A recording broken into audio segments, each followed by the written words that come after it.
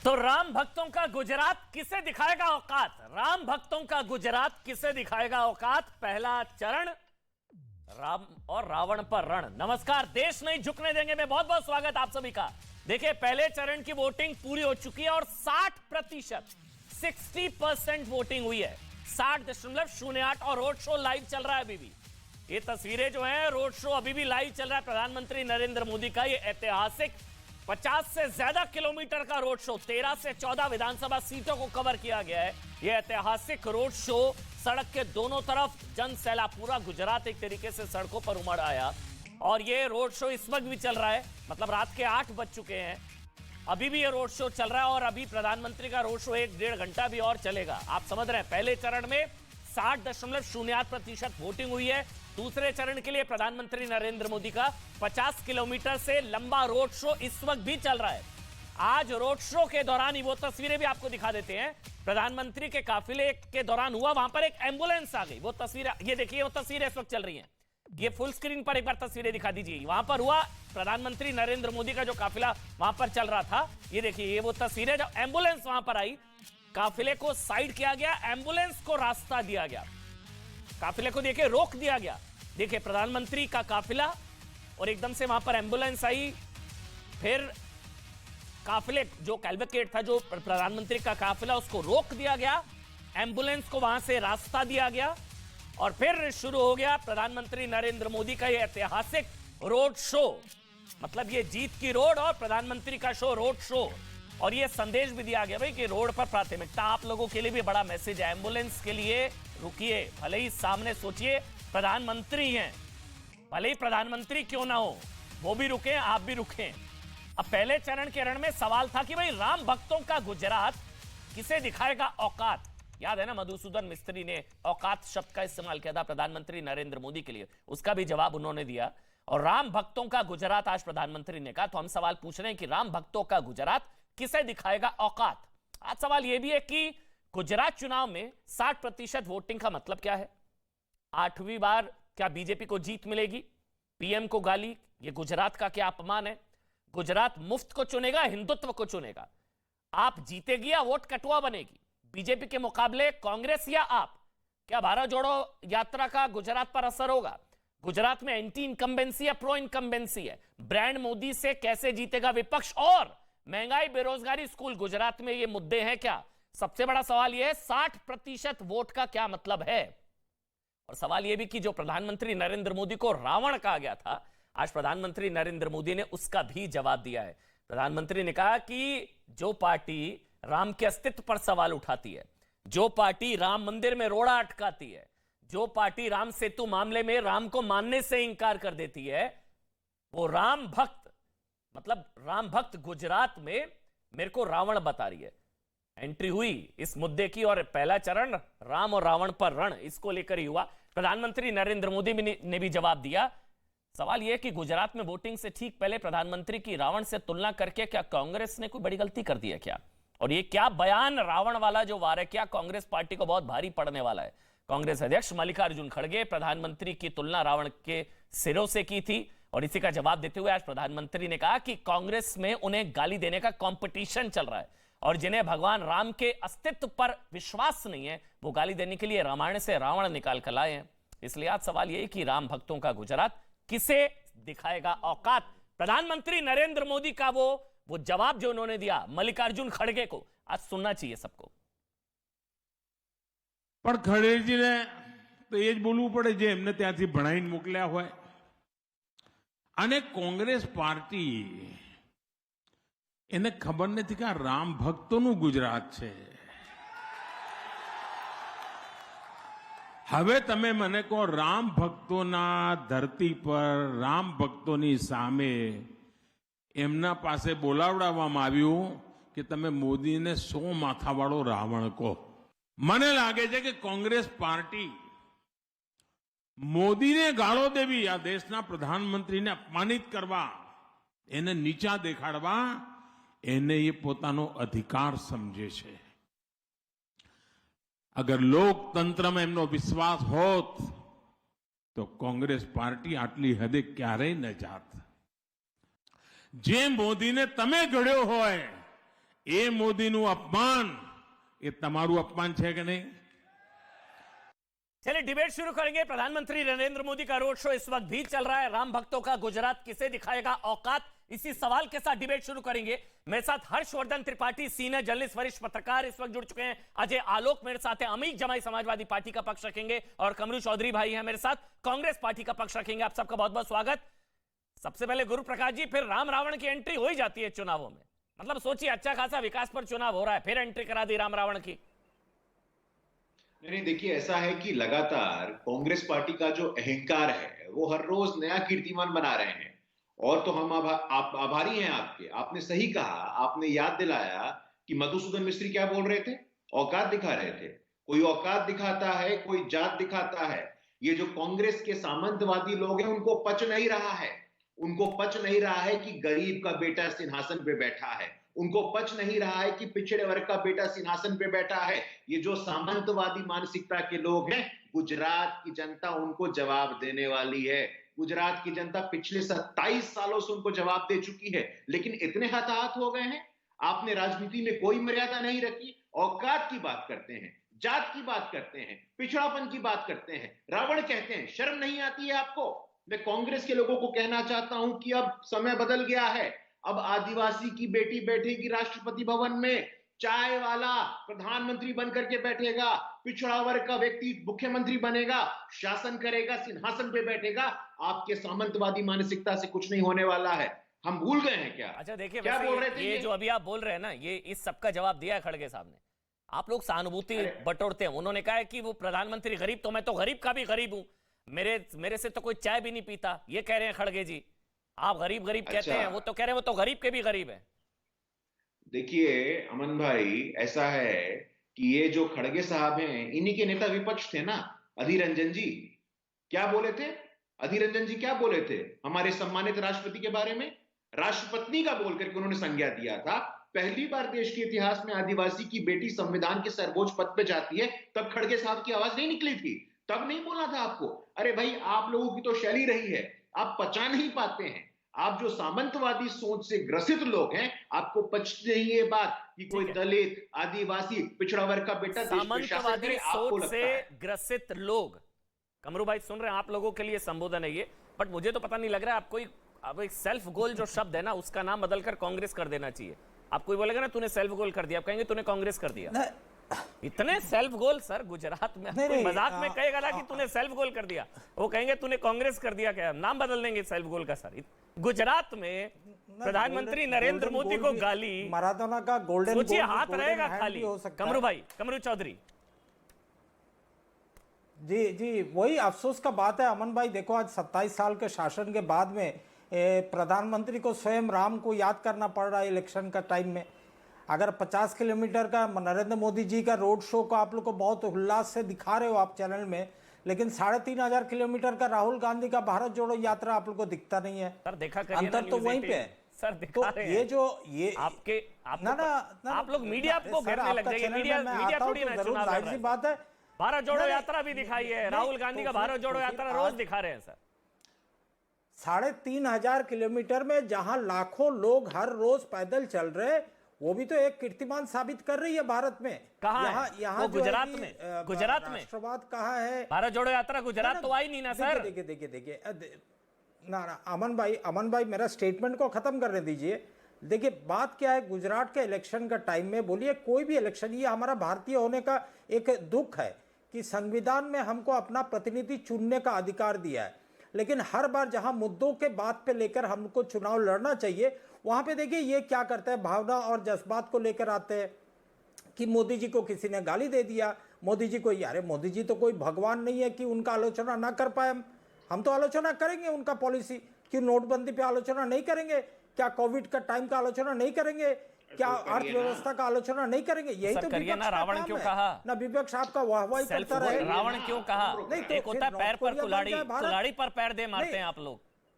ना रावण क्यों कहा? ना कहते ना रावण मौका, आज वो राम लेकर आए हैं अगर, तो कमरू भाई राम भक्त अगर राम लेकर आए हैं तो रावण का बहाना था। इस रावण क्यों कहा? नहीं आता ना राम रावण का मुद्दा। खड़गे जी ने कहा, खड़गे जी बीजेपी के नेता हैं क्या? नहीं राम रावण का क्यों अरे आप वहां पे आप राम भक्त हो, हम यहाँ पे दुर्गा भक्त है, कोई और किसी और का भक्त है, तो उससे क्या फर्क पड़ता है? रावण सब तो भक्त तो मानते हैं कोई नहीं है ना, भगवान को। आप रावण भक्त तो नहीं कौन है ना, ऐसा क्यों रावण हिंदुस्तानी के है? 100 सिर? नहीं, रावण क्यों नहीं, एंट्री आपके रावण लिए की नहीं क्यों है, कराई? साउथ इंडिया में चले जाओ, रावण को भी पूछते हैं। सर, रावण नहीं, की एंट्री भी- क्यों कराई? रावण को भी तो पूछते हैं। वही सेम चीज तो जो है रेणुका चौधरी का खिलाफ मोदी जी पार्लियामेंट में बोले, रावण का बहन, तो ये गाली उन्होंने नहीं था उस बोला, वक्त। गलत नहीं ये बोला, तो गाली किसी को नहीं लगा नहीं था बोला, उस वक्त। नहीं बोला, नहीं, नहीं क्यों बोला। नहीं बोले वो? नहीं, उन्होंने क्यों नहीं बोला बोले? रावण की रावण बहन का नहीं बोला, बोले वो। सूर्पनखा नहीं बोला उन्होंने। वीडियो चेक करिए, अभी सुनाऊंगा। 50 करोड़ का गर्लफ्रेंड भी आप बोल फिर दीजिए, पहले- नहीं बोले। पहले- फिर नहीं, अब 50 दूसरे करोड़ का गर्लफ्रेंड पहले वाला को वापस लीजिए, नहीं बोला उन्होंने। में आकर दीदी और फेक दीदी न्यूज नहीं बोले, नहीं catcalling बोला, नहीं की है। मैं वीडियो सुना दूंगा। उन्होंने सूर्पनखा नहीं बोला, नहीं। रावण की बहन नहीं बोला। अरे सर, आप वीडियो सुना दोगे, मैं आपको सारा न्यूज कटिंग्स आपका भिजवा देता हूँ आपका व्हाट्सएप में। अच्छा, दिखाइए, पढ़ चलिए, लेना मैं आपको सर। टाइम देता हूं, मैं शाम को दिखाइए जो आप मेरे व्हाट्सएप को। में मैसेज आता है, प्रधानमंत्री ने रावण की बहन का दिखा मैं दीजिए दिखा अगर दूंगा कहा हो सर। सर। आप क्या बात कर रहे हो? सर झूठ मत बोलिए ना, कम से क्यों? कम। कल का न्यूज हेडलाइंस में तो सारा चैनल में इंडिया INC इंडिया का अपने ट्वीट देख लो, उसमें भी दिया हुआ है। अरे सर, आप वहां क्या से बात फीड कर रहे लेंगे हो तो आप? क्या आएगी? पार्टी की पार्लियामेंट में फीड थोड़ी बैठकर ना, जो बताइए गाली ना मेरे को। गलौज का बात, अच्छा ये बात क्या बताया नहीं है प्रधानमंत्री ने पार्लियामेंट में। बोला? अच्छा, अमन भाई आप ये बताओ, पार्लियामेंट में प्रधानमंत्री क्या ये गलत। बात नहीं बोले कि मनमोहन सिंह जी रेनकोट लेकर छाता लेकर जो है कि नहाते हैं? कमरू ये बात चौधरी क्या पहले अस्वीकार पहले करते हो स्टेटमेंट आप? पर रहिए और वो एक वापस लीजिए। प्रधानमंत्री झूठ का मत बोलिए खिलाफ- नेशनल टीवी पर बैठकर। उन्होंने रावण की बहन नहीं कहा, नहीं बोला मैं झूठ नहीं उसने बोलता हूं। उन्होंने हंसी का जिक्र किया मैं था। नहीं झूठ उन्होंने बोलता हूं, आप आपके अपना मन में रिसर्च चोर टीम कहां को से बोल आपको दो, सूर्पनखा बैक याद ऑफिस आई? में सर्च सर, कर लेगा। आपको क्यों रावण की बहन याद आई? क्यों? किसने बोला? तो आपने खुद जोड़ दिया। किसने दिक्कत बोला? ये तो है, फिर जिस तरह सर रावण के 100 सर क्यों? नहीं होते ना, आप बताओ जिस मेरे तरह को। रावण के 100 सर नहीं होते, मुहर्रम नहीं, पर 100 कोई सर का नाचता नहीं बात है। नहीं आ रहा है यहाँ पे। अगर उसी अगर तरह यहाँ सर, पे रावण की बहन अगर की इससे अधीर तुलना रंजन नहीं की चौधरी में राष्ट्रपति का जगह राष्ट्रपत्नी बोल दिया तो इसको एक इशू बन जाता है भाजपा वालों के लिए। जबकि अगला ने स्वीकार किया कि मैं हिंदी भाषी नहीं हूँ, मैं बंगाली भाषी हूँ, और अच्छा, इशू उसमें नहीं से है वो। राष्ट्रपति का ये जगह तो में हैरान राष्ट्रपति करने वाला निकल गया। स्टेटमेंट है। मुझे खेद है। आपको हैरानगी नहीं है? इशू नहीं है? उनको राष्ट्रपति कहा गया, गलत नहीं था? ये ऑफिशियल स्टैंड है अभी आपका सर। आप क्या बोल रहे हैं, आपको पता है? उन्होंने अगला ट्वीट में उन्होंने माफी स्पष्टीकरण दे दिया। तो आप कह रहे हैं आज आप हिंदू में यानी कि गलत कहा था तभी तो माफी मांगी। यहाँ पे कितना गलत भाषा कहा है, तभी यहाँ तो माफी पे मांगी। कम से कम अजय आलोक, 5,000 फिर हर्षवर्धन से त्रिपाठी ऊपर और अमित जमा languages आ रहा हैं हूं। यहाँ एक मिनट रुक जाइए सर, हो गया ना। मैं कह रहा हूं कमरू चौधरी, आपकी सारी बातें बिल्कुल सही कही आपने कि मुद्दा विकास होना चाहिए। आप सवाल उठाइए, नोटबंदी से लेकर सारे सवाल उठाइए ना, अर्थव्यवस्था को लेकर। रावण की एंट्री कांग्रेस ने कराई है इस बार सर। खड़गे जी ने रावण बोला, ना बोलते तो नहीं आता ना राम रावण। आप तो आप सर इतनी लूज बॉल देंगे तो सिक्सर तो मारेगी ना बीजेपी। मत कराओ प्लीज सर, इतनी लूज बॉल देंगे तो बीजेपी सिक्सर तो मारेगी ना। अजय आलोक, और मैं जो है कि आपका पूजा करूं, मेरा सामने में बोलेंगे तो मैं बिलो द बेल्ट दूंगा ट्रीटमेंट। हाँ सर, लीजिए ये ना तो वो शिकुर मनाइए कि हमारा इसीलिए। नेता है वहां पे। बिल्कुल सही कमरू तो जी, बिल्कुल खड़गे सही जी आप है। कह रहे हैं। अगर मैं होता तो बिलो द बेल्ट ट्रीटमेंट देता मैं। हाँ सर, अब पता नहीं कहां कौन सी ट्रीटमेंट, ये सब पता नहीं सर, नहीं बोलना चाहिए नेशनल टेलीविजन पर। अब ये गुजरात की जनता दिखाएगी ना औकात। मैं वही कह रहा हूं, अगर ऐसी कोई होगी गंदी नहीं, बात आप तो गुजरात देखिए, की जनता दिखाएगी चुनाव क्या औकात। वजह से आपको कांग्रेस अपना आदर्श आपको को गुजरात में छोड़ेगी भी नहीं। देखा जा रहा है सर, कांग्रेस अपना जो आप आदर्श इस नहीं वक्त भी छोड़ेगी। कोई गंदी चुनावी बात जो भी अगर कर रहे हैं ना नतीजा है, सर, हम चाहे कभी भी गालियों वाली compromise गंदी नहीं बात करेंगे अपना या आदर्श को कोई भी लेकर। ऐसी गंदी बात, गुजरात की नहीं, जनता नहीं, दिखाएगी रावण आपके लिए औकात। गाली हो सकता है। रावण सर। एक उदाहरण था। हाँ एक सर, हाँ, उदाहरण को बिल्कुल। लेकर अजय इतना आलोक, बड़ा आप माहौल बनाकर लोगों का जज्बात से खेल रहे हो। अजय आलोक, इलेक्शन का दिन में लोगों का जज्बात, ठीक। लोगों का भावना के साथ में कि देखो मेरा मोदी जी को गाली दे दिया। अरे कौन सा गाली दिया, कौन दिया, क्यों दिया, ठीक। कौन सा गाली आ गया?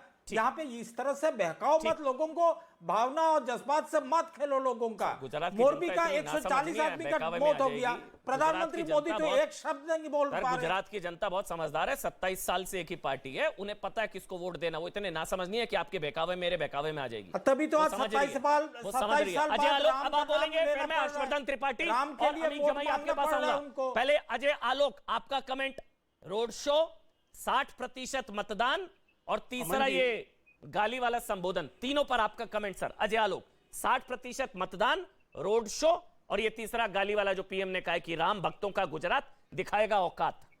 अजय आलोक, देखिए अमन जी, गुजरात की जनता का क्या समर्पण है, क्या प्यार है, क्या भरोसा है मोदी जी के लिए, ये आज रोड शो में दिख रहा है और पहले भी दिखते रहा है, 2002 से दिखते रहा है। वो मोदी जी में भरोसा करती है। और ये सिर्फ भारतीय जनता पार्टी के कार्यकर्ता नहीं है, ये आम जनता भी है जो उनको देखने के लिए 3-3 घंटे तक खड़ी है रोड पे। वो एक तुलसीदास जी की कहावत है ना, तुलसी भरोसे राम के निर्भय होके सोए, अनहोनी तो होनी नहीं, होनी है सो होए। तो उनको पता है कि जब तक मोदी जी हैं, जब तक हैं, तब तक गुजरात की जनता उन पर भरोसा करती रहेगी। ये फ्रस्ट्रेशन दिखता है। मैंने परसों भी कहा था कि बिल्कुल कुंठा से डूबा हुआ यह बयान है कि अरे मोदी जी क्या तरीका है, कॉरपोरेशन के भी चुनाव में दिख जाते हो, एमएलए के भी चुनाव में दिख जाते हो, पार्लियामेंट में भी दिख जाते हो, चलो प्रधानमंत्री बनना है। कितना हराओगे? तो क्यों नहीं दिखेंगे? जब प्रधानमंत्री हैं, भारतीय जनता पार्टी के नेता हैं, और कोई ईगो नहीं है, हर चुनाव को जी जान से लड़ते हैं, किलिंग इंस्टिंक्ट से लड़ते हैं, अपने विरोधियों को हराने के लिए लड़ते हैं, तो दिखेंगे क्यों नहीं? लीडर हैं, फ्रंट से लीड करते हैं। किसी ने मना किया है कांग्रेस पार्टी को या बाकी पार्टियों को कि आप चुनाव में लीड मत कीजिए? खड़गे जी बेचारे पहुंच गए गुजरात में, उनको कोई पूछ नहीं रहा है, तो खड़ाओं की तरह खड़क के पहुंच गए वहां पर। जिसको पहुंचना चाहिए वो यात्रा निकाल रहा है। मैच कहीं और खेला जा रहा है, प्लेयर कहीं और है, तो इसमें मोदी जी की क्या गलती है? अब इस कुंठा में उनको महारावण तक की एक नई शब्दावली की उपाधि दे दी, 100 सिर वाला रावण। तो अच्छा, जब 100 सिर वाला रावण है तो गुजरात की जनता तय करेगी उसको राम में विश्वास है या रावण में विश्वास है। 27 साल से तो राम में ही विश्वास करते आ रही है, इसलिए मैंने वो कहावत सुनाई कि निर्भय होके सोए। आराम से 2002 से जब से मोदी जी आए हैं, गुजरात की जनता निर्भीक होकर सो रही है। ना कोई दंगा, ना कोई law and order, progress, Pragati, $1 trillion economy की तरफ बढ़ते हुए। और किसी राज्य को क्या चाहिए? तो ये कुंठा में ये सब बयान देने से नुकसान अपना होता है। और ये गुजरात की अस्मिता की बात नहीं है, ये भारत की अस्मिता की बात है। वो भारत के प्रधानमंत्री हैं। नेहरू जी को भी अफसोस होना चाहिए कि एक प्रधानमंत्री के बारे में ऐसी बातें बोली गई, क्योंकि वो कांग्रेस के नेता होने के पहले भारत के नागरिक हैं। ये शब्द भारत के प्रधानमंत्री के लिए बोले गए हैं, किसी और के लिए नहीं बोले गए। इसीलिए शब्दों का चयन, राजनीति शब्दों से ही चलती है। एक शब्द इधर से उधर हुआ, कहानी खत्म। मौत को सौदागर से भी अगर नहीं सीखे तो उम्मीद है रावण से कभी नहीं सीखिएगा। तो सिखाना क्यों है भाई? बीजेपी क्यों सिखाएगी? आप क्यों सिखा रहे हैं? अच्छा चल रहा है आप लोगों के लिए, आप क्यों सिखा रहे हैं? आपको सिखाने की जरूरत ही क्या है? बहरहाल हर्षवर्धन त्रिपाठी, फिर अमीक जमे मैं आपके पास आऊंगा। हर्षवर्धन त्रिपाठी, अब हो ये गया, या बीजेपी बनाने की कोशिश करिए त्रिपाठी जी, अब हो गया कि कहीं ना कहीं गुजरात का चुनाव गुजरात की अस्मिता का सवाल बन गया। अब ये गुजरात के सम्मान का सवाल बन गया, मुझे लग रहा है। जिस तरह से अब चुनाव को टर्न कांग्रेस ने दिया और बीजेपी ने मतलब उस लूज बॉल पर सिक्सर मारा ना, कि अब देगी गुजरात की जनता जवाब। अब गुजरात की और गुजराती अस्मिता का सवाल बना दिया बीजेपी ने। देखिए अमन जी, मुझे लगता है कि किसी भी राज्य में वहां के चुनाव अगर उस राज्य की अस्मिता का मुद्दा बने तो ये तो अच्छा है। भारत का चुनाव हो और भारत की अस्मिता का मुद्दा बने तो अच्छा है, लेकिन ये अच्छा नहीं है कि किसी एक पार्टी पर बार बार किसी एक राज्य के लिए कुछ खराब कहने के लिए जाना जाए, अपमानजनक कहने के लिए जाना जाए। और नरेंद्र मोदी, आप जो कांग्रेस के विधायक, शायद उनका नाम इमरान शेख या क्या नाम था, मैं भूल गया हूं, उन्होंने जो बात कही वो सुननी चाहिए। उन्होंने कहा कि वो ठीक है, हम कांग्रेस के प्रत्याशी हैं, लेकिन वो यशस्वी प्रधानमंत्री हैं। अब अगर एक ऐसा व्यक्ति किसी राज्य से निकल कर आता है तो उस राज्य में कम से कम उस पर कोई ऐसी टिप्पणी करने से बचना चाहिए। लेकिन यहां तो मैं देख रहा हूं कि कांग्रेस के नेता के तौर पर बैठे वो कह रहे हैं कि बिलो द बेल्ट हम होते तो और मारते। अब और क्या बिलो द बेल्ट मारने की इच्छा है? और वो भी गुजरात चुनाव के बीच में अलग अलग संदर्भों में अलग अलग तरीके से आप नरेंद्र मोदी को अपमानित करने की कोशिश करते हैं, उसका परिणाम भी आपको मिलता है। उसके बावजूद आप ये करना चाहते हैं, तो ये तो मेरे लिए रहस्य है। और यहां इस बात, अगर ध्यान से इस बार थोड़ा सा देखिए, तो पहले तो वो कहे कि हम भैया हम चुनाव लड़ेंगे नहीं, हम तपस्वियों की पार्टी है, संत हमारा नेता है, वो भारत जोड़ो यात्रा पे निकला हुआ, क्या चुनाव ना लड़ना, कोई जीतेगा हारेगा, एक राज्य पाके हम क्या पा जाएंगे। तो चलो ये भी ठीक था। और उसके बाद जब उनके नेता वहां गए तो सीधे निकाल लिया, कहा कि भाई ये तो रावण है, 100 सिर वाला रावण है ये तो मुझे लगता है कि कांग्रेस पार्टी को थोड़ा सा ये समझना होगा कि वो सचमुच राजनीति करना चाहते हैं या उनको लग रहा है कि राजनीति तो कोई और कर रहा है, जिस दिन वो करना बंद करेगा तभी हम कुछ कर पाएंगे। क्या इस हताश निराश भाव में आ गए? मुझे तो दूसरा वाला ही सही लगता है। अमीक जमाई, सवाल ये अमीक आपसे, समाजवादी पार्टी के राष्ट्रीय प्रवक्ता हैं आप, कई चुनाव, आप भी सीजन पॉलिटिशियन है सर, आपने भी कई चुनाव देखे हैं।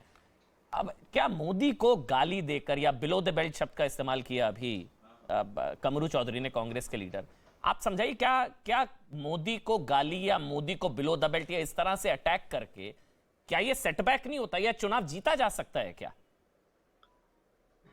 अमन, मैं अगर सही से कहूं, ये बहुत ही शर्म की बात है।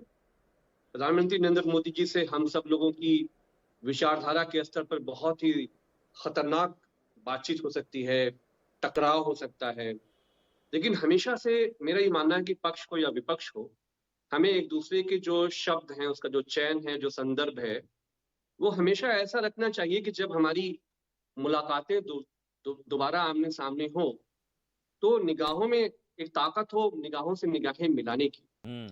लेकिन हम कहीं ना कहीं टोटली, हम पॉलिटिकल क्लास के लोग, पक्ष हो या विपक्ष हो या नरेंद्र मोदी जी हो, हम सब लोग इसको फेल कर रहे हैं।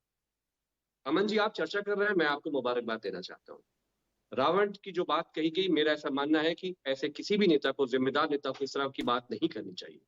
लेकिन क्या ये बात इस देश के प्रधानमंत्री नरेंद्र मोदी जी से पूछी जानी चाहिए कि जब पिछला गुजरात का चुनाव हुआ तो उन्होंने कहा कि गुजरात के लोगों, मियां अहमद पटेल से होशियार रहना, पाकिस्तान इनको मुख्यमंत्री बनाना चाहता है। ये भाषा है प्रधानमंत्री की या एक मुख्यमंत्री की या एक कैबिनेट मिनिस्टर की? तो हमारा ये कहना है कि गुजरात में जिन बातों पे चुनाव हो रहा है, मोरबी के अभी हादसे में कितने निर्दोष मारे गए, जांच सामने नहीं आई। उसके जो कातिल हैं, इंजीनियर हैं, कौन ठेकेदार था, किसको कॉन्ट्रैक्ट मिला था, इनको तो सूली पे चढ़ा देना चाहिए था, मोरबी के जिम्मेदारों को, लेकिन उस पर बात नहीं हुई। कपास का जो खेतीहर किसान है, आमन भाई, मेरा बहुत गुजरात में आना जाना है, कपास वहां का प्रमुख खेतियों में से है। उसके किसान का जो वादा था प्रधानमंत्री जी ने जो किया था, एमएसपी देने का, उनकी फसलों के दाम बढ़ाने का, आज तक कुछ नहीं हुआ। पंजाब हमारा इस देश में बदनाम था कि वहां पर शराबियों, नशेड़ियों का अड्डा बन चुका है, लेकिन आप जानते हैं कि देश के प्रधानमंत्री के जो दोस्त हैं, अदानी साहब, उनके जितने पोर्ट्स हैं, 50,000 करोड़ तो मेरी नॉलेज में है, हीरोइन, चरस, गांजा वाया पाकिस्तान आ रहे हैं। ये हमारे हर्षवर्धन भाई के लिए मैं दुआ करूंगा, किसी सरकारी पैनल में ये वकील हो जाएं, बड़ी मेहनत कर रहे हैं। इनको ये बताना चाहिए, बिल्किस क्या इस देश की नागरिक है? क्या उसको इस देश में जीने का हक है? एक कन्विक्टेड रेपिस्ट, ऐसी क्या मजबूरी थी श्री अमित शाह जी की, नरेंद्र मोदी की, भारतीय जनता पार्टी की, इन रेपिस्टों के को माला देके उनको वेलकम कराया गया? गृह मंत्रालय ने उसमें इंटरवीन किया। अमन भाई, बिल्किस हो सकता है कि मेरी आपकी बहन होती, क्या तब भी हम लोग कहते प्रधानमंत्री नरेंद्र मोदी जी राष्ट्रवाद जिंदाबाद? राष्ट्र झुक जाता है, झंडा झुक जाता है। एक रेपिस्ट, बेटी के कातिल, टोटल कंट्रोल है वहां के बाजार पे। तो जो आरएसएस स्वदेशी का नारा लगाती है, जो आरएसएस कि हमारी स्टेट ओन इंडस्ट्रीज होनी चाहिए, वो सब बर्बाद हो गई गुजरात के अंदर। सवाल ये है कि चुनाव में इसका चर्चा क्यों नहीं? अमित भाई एक चीज अमित भाई, तो ये जो वोट देने आ रहे हैं दूसरे ग्रह से आ रहे हैं क्या? ये 27 साल से नहीं, देखिए, मैं आपसे कह रहा हूं कि अब आपने, जैसे आपने हेडिंग बनाया राम भक्तों का गुजरात, ये बात जिसने भी बोली है, सवाल ये है कि जो विपक्ष है, क्या वो राम भक्त नहीं है? आप एक ऐसा लाइन खींचते हैं कि जो विरोधी हैं वो राम विरोधी हैं। भगवान राम तो पूरे देश के हैं, एक कण में मैं उस पर आ रहा था, राम रावण पर। तो प्रधानमंत्री, मैं राम रावण पर आ रहा था। वैसे तो राम भक्तों का गुजरात अगर है तो गुजरात तो सबका है, तो सारे राम भक्त हुए ना, इसमें कहां डिवाइड हुआ? एक बात बताइए, अगर राम भक्तों का गुजरात तो आपका गुजरात है ना, गुजरात से प्रॉब्लम थोड़ी ना यहाँ पर किसी को। दिल्ली में गुजरात या गुजरातियों से तो किसी को प्रॉब्लम नहीं है, अगर मैं गलत नहीं हूं। मेरा एक सवाल था आपसे अमित भाई, मेरा एक सवाल, अमित भाई एक सवाल, अमित भाई आप ही के पास आ रहा हूं। आपने बोला बुरा हाल है, एमएसएमई का बुरा हाल है, इसका बुरा हाल, उसका बुरा हाल।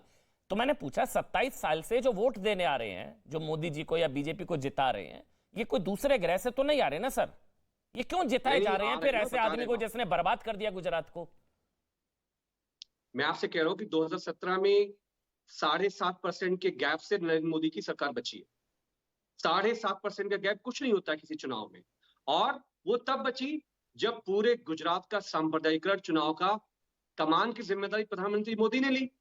बोला मियां अहमद पटेल, हम विपक्ष में हैं, हम कांग्रेस की चीजों से सहमत नहीं हैं, पाकिस्तान इनको मुख्यमंत्री बनाना चाहता है। आप इसको अप्रिशिएट करते हैं? यस या नो बताइए पहले अमित अमन भाई, जी। ये चीज अच्छी है कि आप इसी जब से खुश रहे कि प्रधानमंत्री 7.5% ऐसी के हरकत मार्जिन से करते बन गई, हैं, उसी में खुश रहिए आप लोग। यही तो यही चुनाव दुखद है सर। सांप्रदायिक होता है। हराने के लिए आते हैं या फिर कहते हैं कि इसी में संतुष्ट हैं हम कि हम हारे हैं लेकिन हम बहुत मेरा- कम मार्जिन से हारे हैं। मेरा 27 ये साल कहना है कि वो अमीक जमाई 27 साल 27 बीजेपी ईयर्स। आरएसएस का आप काम हुआ पॉलिटिक्स है। समझते हैं, आप उसका मतलब समझ रहे हैं। 127, अमन जी, 117, अमन जी, 115, अमन जी, 99, एवरेज 115 है अमन जी, पिछले 27 सालों में। परसेंटेज बीजेपी का डाउन हुआ है और इस बार अच्छा, ठीक आप है। देख लीजिए बीजेपी वहां पे बचने वाली नहीं है। 5 बीजेपी तारीख का बचने- वेट करिए। बीजेपी बचने वाली नहीं है तो कांग्रेस आ रही है। आप कांग्रेस की तरफ बीजेपी से नहीं बोल रहे रहेगी हैं। ये हमें पता है। तो कौन कौन आ आएगा रहा ये है? नहीं कांग्रेस? मालूम है। जनता आएगी। आप आम जनता आदमी पार्टी की आएगी, तरफ से बोल रहे हैं, किसान कांग्रेस आएंगे, की तरफ से पाटीदार कौन आ रहा है आएंगे, फिर? पटेल आएंगे, पिछड़ा आएगा, ट्राइबल आएगा। अरे तो सर जनता जीतेगा आएगी। कौन, कांग्रेस या आप? तर्क संगत बात करिए ना। बीजेपी जा रही है, कौन आ रहा है? ये तो 5 तारीख के बाद तय होगा, लेकिन बीजेपी जा रही है। मैं आपको ये बता देना अच्छा, चाहता हूं। बीजेपी जा रही है, अपनी आ कौन रहा है? हरकतों से जा रही है। आ कौन रहा है? गुजरात के पाटीदारों के साथ जो धोखा दिया बीजेपी आरएसएस ने, अरे सर पॉइंट पर आइए गुजरात ना। के आप कपास तो किसानों के इतना साथ जो रुकिए धोखा ना किया सर। बीजेपी आरएसएस ने, बीजेपी जा रही है, चलिए मैंने गुजरात आपकी की बात जो मान ली। स्टेट ओन बीजेपी जा रही है, आ MSME कौन रहा है? उसको बर्बाद कांग्रेस किया आ रही है, बीजेपी राहुल। ने। कौन आ रहा है? बिल्किस के जो रेपिस्ट हैं, अब पूरा गुजरात जान गया कि ये बीजेपी तो रेपिस्टों का पार्टी है भैया। गृह मंत्री जो हमारा है ये रेपिस्टों का यार है। ये क्या बोल रहे हैं इस आप? देश का एक मिनट, प्रधानमंत्री जो है ये वो एक मिनट, रेपिस्टों अमीक का अमीक यार अमीक है। अमीक अमीक अमीक अमीक उसको छुड़वाता अमीक है अमीक जेल से। अमीक अमीक जमई जेल दिलवाता है। अमीक जमई मैं टोक रहा हूं आपको। शब्द वापस ले लीजिए अभी जो आपने बोला है। रेपिस्टों का यार किसको कहा है आपने? एक मिनट अमीक अमीक, आपने बोला रेपिस्टों का यार है अमित शाह, आपने बोला गृह मंत्री देश का, ये बोला है आपने। माफी मांगिए, शब्द वापस ले सकते हैं अब आप, मंच है आपके पास। बीजेपी के गृह मंत्री रेपिस्टों को छोड़ाते हैं। आपने पहले जो शब्द बोले उसके लिए माफी मांगिए। को बताओ। पहले जो शब्द बोले उसके लिए माफी मांगिए। पहले जो शब्द बोले उसके लिए माफी मांगिए आप। अमीक, आपने बोला रेपिस्टों के यार, गृह मंत्री ने बिल्किस के रेपिस्टों को बचाया। आपने पहले बोला रेपिस्टों को बचाया। अमीक, बीजेपी ने बचाया। अमीक देखिए, अमीक दुश्मन देखिए, है कि अमीक यार है, ये अमीक आप एक तय मिनट, करो। अमीक एक मिनट, अमीक एक मिनट हमारा देखिए, तो अमीक एक मिनट। राजनीतिक विरोध अपनी जगह, अभी आपने शुरुआत में बहुत अच्छी बात करी थी, मैं उस बात को मानता हूं। और आप उस तरह के, एक मिनट रुक जाइए, मत बोलिएगा, आप उस तरह के आदमी है नहीं। आपका ऑडियो बंद है, एक मिनट रुक जाइए। आप उस तरह के आदमी है नहीं। आप शालीन और सोच समझ कर बोलने वाले हैं। आपने जो शब्द बोले, मैं आपको मौका दे रहा हूं, अभी मत बोलिए, आपका ऑडियो नहीं है। आपने बोला रेपिस्टों के यार हैं देश के गृह मंत्री। मैं इसका खंडन करता हूं, इसकी भर्त्सना करता हूं। बहुत ही गलत, ओछा और बकवास आपका स्टेटमेंट था। मैं आपको मौका दूंगा अमीक, क्योंकि आप ऐसे आदमी नहीं हैं, मैं आपको जानता हूं। शब्द वापस ले लीजिए। आपने बोला रेपिस्टों के यार हैं देश के गृह मंत्री, शब्द वापस ले लीजिए अमीक, और माफी मांग लीजिए। गृह मंत्रालय ने बिल्किस की जो बेटी है हमारी गुजरात की, उसके रेपिस्टों को छुड़ाने का काम किया। जो चलिए, आपकी मर्जी है सर, आपकी मर्जी गृह है। मंत्रालय ने मत लीजिए आप वापस, आप मत लीजिए वापस, आपकी मर्जी है। लड़के हैं, लड़कों से गलती हो जाती है वाली पार्टी कह रही है रेपिस्टों के यार। आपने बहुत गलत बोला। पूरा देश जानता है। आप नहीं ले, आप नहीं लेंगे वापस, नहीं लेंगे वापस अमीक। मैं शब्द वापस ले लूंगा। माफी मांगिए और शब्द वापस लीजिए। आप माफी मांगिए और शब्द वापस लीजिए, ये मेरी जिम्मेदारी है। देश के गृह मंत्री के लिए आपने बोला रेपिस्टों का यार। माफी मांगिए, शब्द वापस लीजिए, ये मेरी जिम्मेदारी है।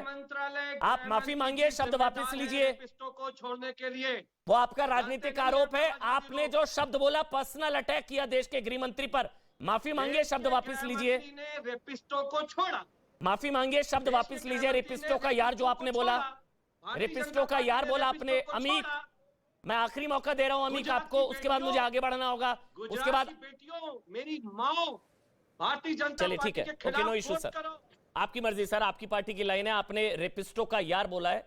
मैं आपको फिर से आखिरी 10 सेकंड दे रहा हूं। शुभचिंतक हूं आपका। माफी मांग लीजिए, शब्द वापस ले लीजिए, दोबारा नहीं दूंगा मौका। Last time. देश के गृह मंत्रालय, देश के गृह मंत्री बिल्किस के रेपिस्टों के साथ खड़े हैं। उन्होंने छोड़ाया, इसमें गलत क्या है? रेपिस्टों का यार बोला फांसी पे आपने। टांग दीजिए, रेपिस्टों का यार बोला, फांसी पे टांग दीजिए, फांसी पे। रेपिस्टों का यार बोला। देश की बेटी का रेपिस्टों के साथ गृह मंत्री, गृह मंत्रालय खड़ा हुआ। मैं नहीं अब मौका उनको दूंगा। गुरु छोड़ाया। प्रकाश आप जवाब दे दीजिए इसको। मैं बोल रहा हूं ये से भर्त्सना करने लायक नहीं, बहुत ही ओछा और बकवास बयान आज अमीक से उम्मीद नहीं थी। राजनीतिक आरोप अपनी जगह अमीक, लेकिन आपके शब्द बहुत गलत थे। देश के गृह मंत्री के लिए आपने पर्सनल आरोप लगाकर जो बोला है वो अब आपके ऊपर जो भी है भैया, मैं बोल रहा हूं ये गलत है, इसकी भर्त्सना की जानी चाहिए। मैं खंडन करता हूं, बहुत ही ओछा बकवास बयान, चैनल नहीं ऑन करता है और मैं बोल रहा हूं माफी मांगनी चाहिए इनको। गुरु प्रकाश अब आपकी बारी है, फिर मैं हर्षवर्धन त्रिपाठी आपके पास आऊंगा। नहीं अभी अमीक मैंने आपको 10 बार मौका दिया, आपने नहीं मांगी, आपकी मर्जी है सर, आपकी मर्जी है सर। गुरु प्रकाश आप बोलिए। अमित जी, अभी हम लोगों ने सुना, और तुच्छता की भी हद होती है। मतलब इस प्रकार से आप में कोई संस्कार नहीं है क्या? आप क्या सीख के आए हैं? समाजवादी पार्टी का अर्थ क्या है? यही गुंडाई, यही संस्कारहीनता। मैं बीच में नहीं बोल रहा था अमन भाई, मैं किसी के बीच में नहीं बोल रहा था। अमीक एक करके मैं किसी के बीच में नहीं बोल रहा था। घबराइए नहीं, मैं किसी के बीच में माफी नहीं मांग बोल लीजिए, रहा घबराने से कुछ नहीं होगा। आप मैं जानते हैं किसी आपसे के बीच गलती में हुई नहीं बोल रहा था। है, आप जानते हैं आपसे गलती हुई है, बीच में मत बोलिए। आप जानते हैं आपसे गलती हुई है, बीच में मत बोलिए। वो आपके बीच में नहीं बोले, नौकरी थे भाई। चलिए वो आपके बीच में। त्रिपाठी एक रेपिस्ट के साथ खड़े होते हैं। मैं बोल सकता हूँ क्या अमन जी? ये अमन जी, बदतमीजी मैं कर बोल रहे हैं सकता आप हूँ क्या? अमीक, ये बदतमीजी कर रहे हैं अब आप गलत कर रहे हैं। हर्षवर्धन त्रिपाठी भी खड़े हुए। मैं बोल सकता हूँ क्या अमन जी? अमन जी मैं बोल सकता हूँ अच्छा क्या? जो अमन जी मैं बोल सकता हूँ क्या? गुरु प्रकाश आप बोलिए, फिर मैं हर्षवर्धन जी आपके सबके पास मौका दूंगा, ये बहुत जरूरी है। मैं सबको पूरा मौका दूंगा, सबका ऑडियो बंद रहेगा, सब एक एक करके बोलेंगे। पहले गुरु प्रकाश बोलेंगे, फिर हर्षवर्धन जी और अजय आलोक, सब बोलेंगे, सब अपनी बात एक एक करके। सबका ऑडियो बंद, एक टाइम में एक ऑडियो रहेगा। गुरु प्रकाश धन्यवाद अमन जी, हम आभारी हैं आपके। हम आभारी हैं आपने देश के सामने समाजवादी पार्टी के आधिकारिक राष्ट्रीय प्रवक्ता की जो मानसिकता है उसको एक्सपोज करने का काम किया है। देश के सम्मानित गृह मंत्री के बारे में इस शब्दों का उपयोग करते हैं आप, और आपके अंदर थोड़ा सा भी आत्मसम्मान नहीं है, आपके अंदर थोड़ी सी भी शर्म नहीं बची है। आपको 15 बार मौका दिया गया, लेकिन आप वापस नहीं ले सकते हैं। देखिए आज सिद्ध हो गया कि जैसा पार्टी का नेता होगा उस पार्टी का प्रवक्ता भी वैसा ही होगा। देश को याद है आप ही के पार्टी के नेता मुलायम सिंह यादव ने क्या कहा था, पब्लिकली कहा था, सार्वजनिक मंच पे कहा था, रेपिस्टों के लिए कहा था, लड़के हैं, लड़कों से गलती हो जाती है, शर्म नहीं आती है आपको? शर्म नहीं आती है आपको? प्रजापति की पार्टी, लड़के हैं, लड़के से गलती हो जाती की पार्टी, आप देश के सम्मानित गृह मंत्री के लिए शब्दों का उपयोग करते हैं। माफी मांगनी चाहिए आपको इतना अवसर दिया गया, लेकिन तब भी आप माफी मांगने को तैयार नहीं हो। आपका संस्कार, समाजवादी पार्टी का असली चेहरा आज देश के सामने उजागर हो गया है। आपके पास कोई कंस्ट्रक्टिव बात करने को नहीं है। बीजेपी की वैक्सीन कहते थे आप, तो प्रजापति की पार्टी है आपके समय में लॉ एंड ऑर्डर क्या था? परिवारवाद और भ्रष्टाचार। आपको मौका मिला, आपने माफी नहीं मांगी, देश आपको कभी माफ नहीं करेगा। हर्षवर्धन त्रिपाठी जी, और ये गायत्री प्रजापति रेप का दोषी था ना, जिसका हाथ पकड़ के चुनाव प्रचार कर रही थी समाजवादी पार्टी। नहीं अमित जी, क्या अमीक जमाई यहाँ से चल पड़े क्या? मैं वही पूछ रहा हूँ, पीसीआर क्या अमीक जमाई है या निकल लिए? वो नहीं है सर, वो डिबेट से निकल लिए। चलिए कोई बात देखिए, वो सुन रहे हैं लेकिन वो डिबेट देख रहे हैं, मैं जानता हूँ उनसे गलती हुई है। इतना झूठा जो व्यक्ति होगा वो टिक नहीं सकता है, वो भागेगा ही, इसके अलावा कोई विकल्प नहीं होता है। क्योंकि जब वो ये कहते हैं, किसी के ऊपर आरोप लगाते हैं, उन्होंने गृह मंत्री को कह दिया कि रेपिस्टों के यार हैं, जब उसका तर्क नहीं सूझा तो अब भाग खड़े हुए। फिर उन्होंने मुझसे भी सवाल पूछ लिया कि आप बिल्किस बानो के साथ खड़े हैं कि नहीं। वो होते तो शायद उनको समझ में आता, कान में थोड़ा शुद्धि जाती। मैं कह रहा हूं कि बिल्किस बानो को हर हाल में न्याय मिलना चाहिए, मैं उसके साथ खड़ा हूं और अभी नहीं खड़ा हूं, ये इस डिबेट के बहुत पहले से खड़ा हूं। और मेरा ये मानना है कि जो भी कानूनी तरीका है उसमें उसको न्याय मिलना चाहिए। नैतिक तौर पर उन लोगों का छोड़ा जाना ठीक नहीं है, ये मेरा स्टैंड है, मैं यहां दर्ज करा रहा हूं। लेकिन अमीक जामेई आवरण ओढ़कर आए थे, आवरण उतर गया, रंग उतर गया, समझ में आ गया सामने कौन आवरण के पीछे था। मैं अब शब्दों का इस्तेमाल नहीं करता हूं, लेकिन वो पूरी बहस में शुरुआत उन्होंने यहां से कही कि कोई किसी के खिलाफ नहीं बोले। वो आदमी जिसको अपनी पार्टी में कोई पूछ नहीं रहा है, समाजवादी पार्टी में जिसकी बहुत हैसियत नहीं है, पता नहीं किस तरह की राजनीति करते हैं, वो ये यहाँ पे यही कह रहे हैं कि हर्षवर्धन त्रिपाठी को टॉपिक पर आ जाते हैं। मुझे लगता है अमीक जमाई टॉपिक नहीं है, सामान्य योग्यता, सामान्य योग्यता वकील होना होती है। मैंने लॉ नहीं किया है भाई, मैं पत्रकार हूं, मैं अर्थशास्त्र का विद्यार्थी हूं, इन विषयों पर मैं सब कुछ कर सकता हूं। अब टॉपिक तो पर आ मुझे जाते हैं, इसकी जरूरत नहीं है। टॉपिक पर आ जाते हैं। लेकिन जो इस तरह जो की समाजवादी झूठी पार्टी और जो टिप्पणी कांग्रेस करके कह रही है, झूठ बोलकर चले जाने वाला व्यक्ति पता नहीं कैसे किसी पार्टी का राष्ट्रीय प्रवक्ता हो सकता है। चलिए अब वो टॉपिक नहीं है, मैं आ रहा हूं हर्षवर्धन त्रिपाठी, टॉपिक पर लौट रहा हूं, फिर कमरू चौधरी और अजय आलोक आपके पास आऊंगा इसके बाद। लेकिन हर्षवर्धन त्रिपाठी, मैं टॉपिक पर लौट रहा हूं। सवाल यही है कि ये जो बार बार कहा जाता है कि मोदी पर अटैक गुजरात पर अटैक क्यों बना देती है बीजेपी?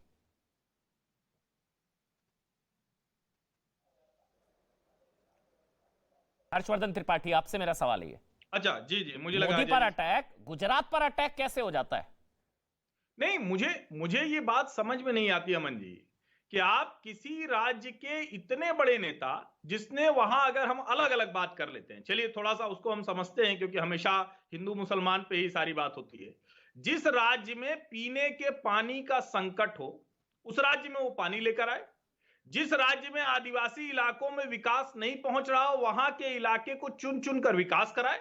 जिस राज्य में भुज का भूकंप आए, इतनी बड़ी तबाही हो जाए, उसके बाद वो आदमी खुद स्कूटर से घूमता हुआ देखे और उसके बाद तय करके वहां का पुनर्निर्माण कराए।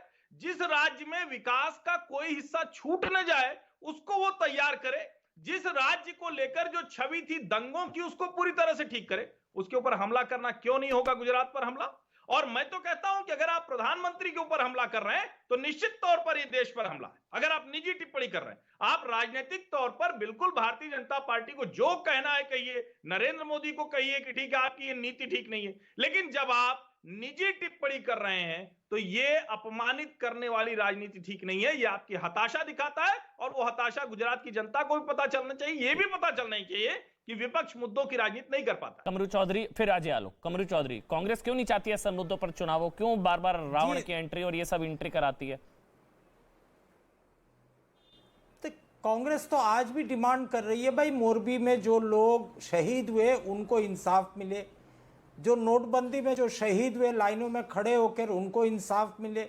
लेकिन हमको क्या देखने को मिल रहा है? दो पहलू है, मेरे को 10 सेकंड दीजिएगा। 20 सेकंड। पहला नंबर देखिए, जो आपने सवाल पूछा मोदी पे जो अटैक, गुजरात पे क्यों अटैक है, इसका पैरेलल आप नेशनल पे जब एक्स्ट्रापोलेट करके ले जाओगे, आप देखोगे कहीं पे मोदी का पॉलिसी को अगर हम लोग क्रिटिसाइज करते हैं, तो वो देश मतलब भारत पे अटैक के बराबर ये मार्केटिंग और प्रोपेगेंडा मशीनरी जो भारतीय जनता पार्टी के है, ये ले जाते हैं उस तरह से।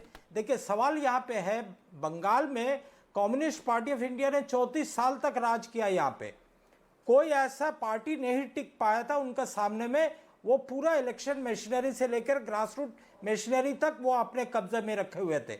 वही हालत आज भारतीय जनता पार्टी का गुजरात में हो सकता है। हम ये नहीं बोल सकता, नतीजा के बाद में अलग हो सकता है, लेकिन आज जो आप जो दिखा रहे हो वही बात मैं बोल रहा हूँ।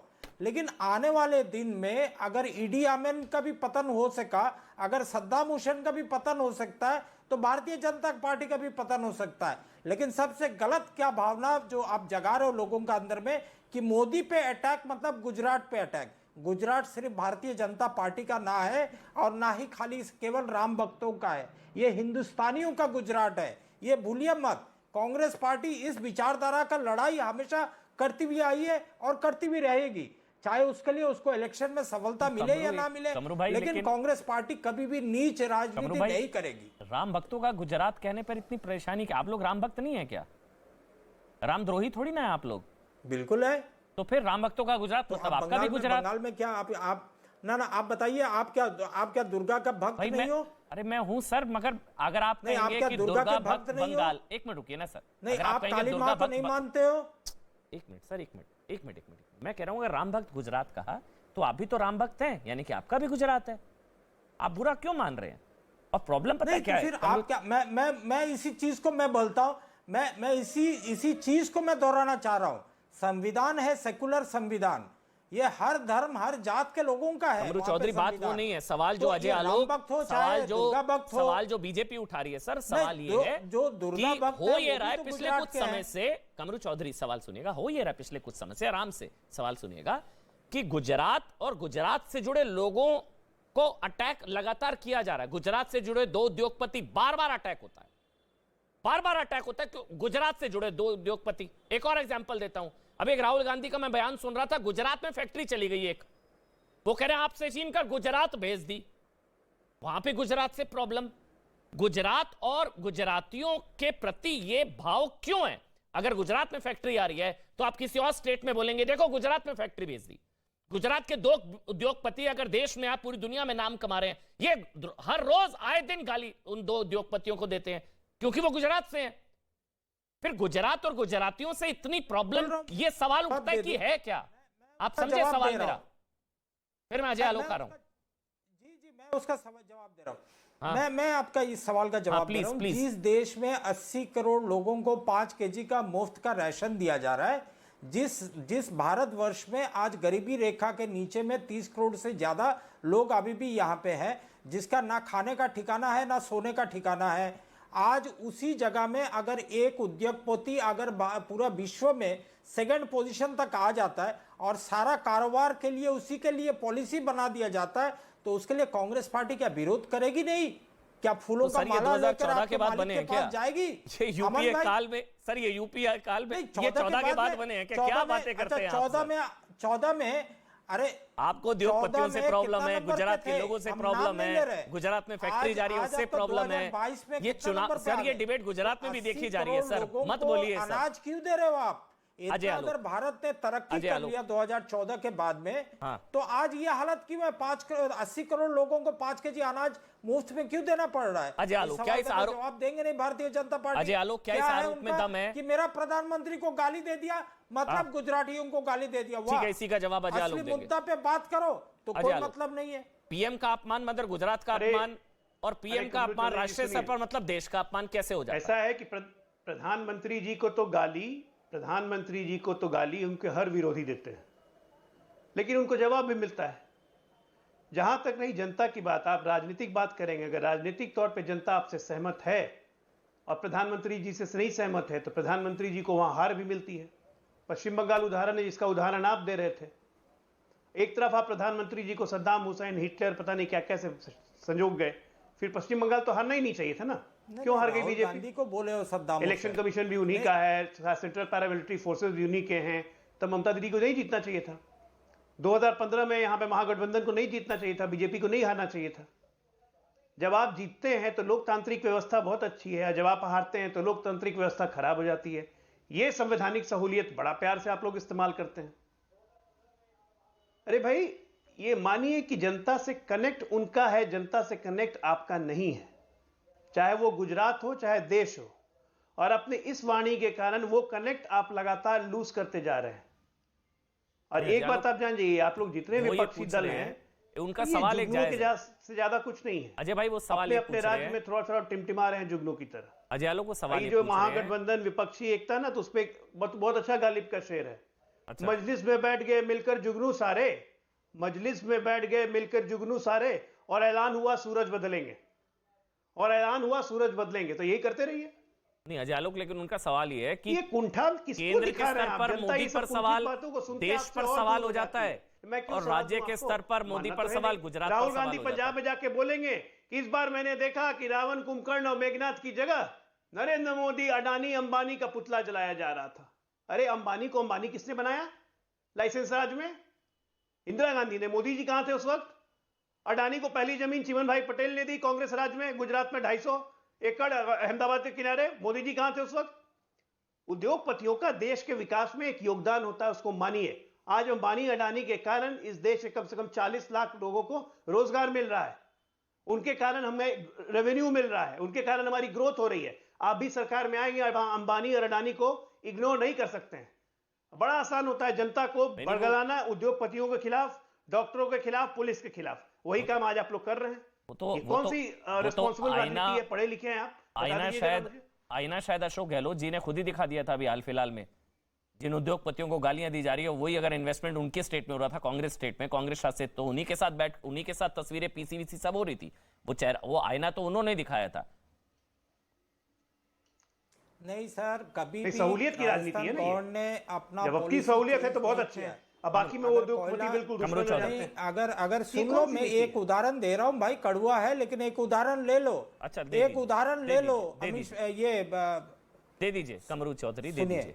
कोयला इंपोर्ट करके जिस उद्योगपति का नाम लिए हो, कोयला इंपोर्ट करके जो करंट प्रोड्यूसिंग जो कंपनीज है उसको दिया गया 17,000 रुपया टन, और भारतीय जो कोयला कंपनीज है उनको बोला गया कि आप 1,800 रुपया टन में आप सप्लाई करो, और उसमें से 10% जो है कि आपको अदानी से खरीदना ही पड़ेगा। ये कंडीशन क्या कोयला मंत्री नहीं दिया? अच्छा ये तो चलिए, मैं गड़बड़ just झाला एक हुआ तो जाइए ना example दे कोर्ट रहा हूं। जाइए ना सर। ऐसा अगर आपको हजारों लग रहा है कि example कोई अगर मैं घोटाला हो गया, research कोई करके- गड़बड़ हो गया, भैया कोर्ट में जाइए तो ना, जाइए ना सर, कोर्ट डॉक्यूमेंट जाइए ना, लेके आपको कोर्ट में रोका है जाइए। किसी ने? जैसे अरे बीजेपी तो जाती फिर थी ऑस्ट्रेलिया में और तो 2G, 3G, 4G सब में इंक्वायरी करवा ली ऑस्ट्रेलिया में क्यों नहीं अभी कोल्ड करवा माइंस लीजिए। वहां पे बंद अच्छा कर दिया रहेगा ना, गया? करते क्यों नहीं है? ऑस्ट्रेलिया में न्यूजीलैंड में क्यों अदानी को भगा दिया जा रहा है? नहीं नहीं, क्यों? आप जाइए ना इसका सर, कोर्ट जवाब जाइए क्यों ना। नहीं फिर है? और आपको यहाँ पे प्रॉब्लम सारा ये है चीज कि यहाँ पे आ गुजरात गया। से जुड़े उद्योगपतियों को टारगेट करेंगे आप। गुजरात में फैक्ट्री चली जाएगी, उद्योग चले जाएगा तो आप टारगेट करेंगे, एक फिर गुजरात simple चुनाव में सा- जाकर गुजरातियों से वोट मांगेंगे। आप खुद तो सोचिए ना, आप क्या कह रहे हैं। आप देखिए, जब से सबसे डिबेट में पहले बैठे यही हैं, तो mistake आप है गुजरात आपका। और गुजराती आप अस्मिता, ये गुजराती बता गौरव दो- पर सवाल उठा रहे हैं। गुजरात के गौरव है ना वो। अगर आप उद्योगपतियों का जिक्र कर लीजिए तो वो गुजरात से जुड़े, उनको आए दिन आप लोग सुनाते, पानी पी पी कर कोसते हैं। भाई जवाब तो देना होगा ना कि गुजरात से हैं इसलिए प्रॉब्लम है, आपको और गुजरात में फैक्ट्री अरे, चली जाती है तो आपको प्रॉब्लम हो आपका जाती है। इतना- सर ये तो अजीब है ना। क्यों नहीं जाएगा? क्या कांग्रेस दूसरा शासित राज्य राज्यों में क्यों इन्वेस्टमेंट नहीं आ जाएगा रहा? दूसरा राज्य यही सर में? गुजरात का नतीजा, नहीं, तभी तो कह रहा हूं सर। क्यों नहीं जा यही मैं- रेफरेंडम सवाल होगा तो आपके मेरा आरोपों जवाब पर। तो आप दिया नहीं है। यही रेफरेंडम होगा आपके आरोपों पर। क्यों कोयला हर्षवर्धन त्रिपाठी, concluding comment आपका। पॉलिसी को ट्वीक क्यों किया गया? हर्षवर्धन त्रिपाठी कंक्लूडिंग, क्या ये मैसेज गुजरात में नहीं जा रहा क्या कि गुजरात और गुजरातियों से प्रॉब्लम लग रही है भाई, और ये इसलिए चुनाव गुजराती अस्मिता का सवाल बन गया है? नहीं, मुझे लगता है कि इस बात को तो हर कोई कहेगा, और मैं इसको सिर्फ गुजरात के संदर्भ में नहीं देखता। गुजरात ने इस देश में राज्यों के विकास की नई प्रतिस्पर्धा शुरू की। गुजरात ने मुख्यमंत्री नरेंद्र मोदी के कार्यकाल में राज्यों में कैसे हम निवेश लाएं, इसके लिए झगड़ते हुए देखा, और ये बड़ा सुखद है। गुजरात की वजह से आज देश के दूसरे राज्यों में कारोबार करने वाले वो साहस जुटा पाते हैं। बहुत बहुत शुक्रिया हर्षवर्धन त्रिपाठी, अजय आलोक, गुरु प्रकाश, आपका बहुत बहुत शुक्रिया, कमरू चौधरी आपका बहुत बहुत शुक्रिया। 100 बात की एक बात।